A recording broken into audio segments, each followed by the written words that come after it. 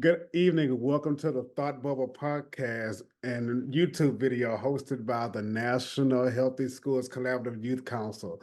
Today we're diving into an exciting 10-minute conversation about something that we value, which is wellness and mental wellness, mental spaces and things that support our overall well-being, to physical, emotional, and mental health. So we're going to dive into that. So you're going to hear from a lot of amazing voices on this council. We have 17 amazing students represented throughout our country, and you're going to hear some of their feedback on the question. Our guiding question for this week is, what would your ideal on-campus wellness space entail? What would be inside of that space? Imagine every campus, every high schooler had the privilege to go to a wellness space on campus. What would that look like? Some of our students already have that on their campus. What could they improve with that? And others would love to implement it. What would that look like? So diving into it, the first person we're going to hear from is Alyssa. Having a study desk right by windows, so I'm able to see uh, natural light and the environment around me.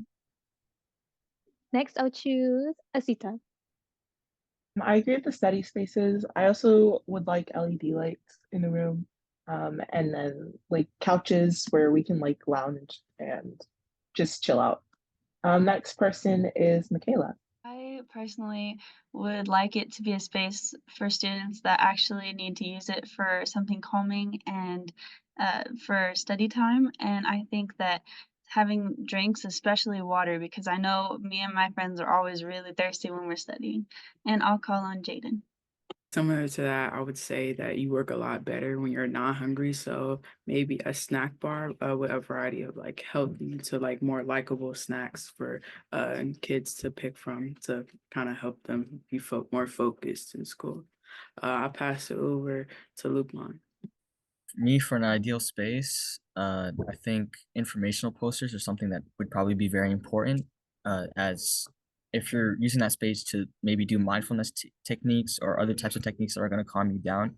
A lot of people don't understand what those techniques entail, and so having informational posters to help us guide us through those techniques might be beneficial for us. And I'll call on Stone. Building off of what everyone has just mentioned, I think an ideal space really you would entail our students always being comfortable in the space. So I think just having couches and other furniture that is not uncomfortable, like many of us have experienced with school desks and school chairs.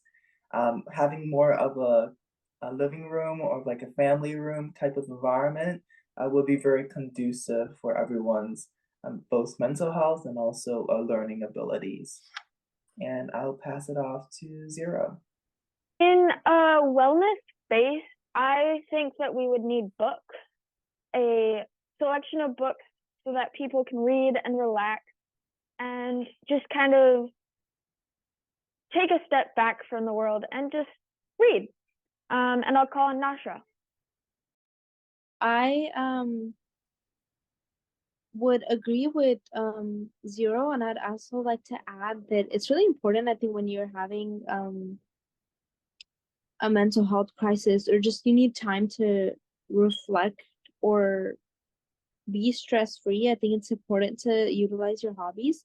So I would include things like yarn or books or even like some sporting equipment just to have people kind of relax and have hobbies that they can grow upon in those spaces. I'll say something else to be added is essential oils, as it's very calming and it can really bring you to a place of zen when you're in a place of panic and stress. Kathleen. For me, I would say I agree with the lounge chairs and also the snack ideas. I also really agree with the aromatherapy. I feel like for me, I function the best when I'm in a room that smells good. And I also agree with natural lighting. I feel like natural lighting is so important for when you're trying to be relaxed. Thank you, students, for your feedback. Well, I understand, as we shared at the top of this recording, these students not only represent themselves, represent their peers at their schools, in their local community and for some in their state and their region. So it's great to hear this and to see what steps we take moving forward to implement these and improve those that already exist. So stay tuned in, keep following us, and have a great evening.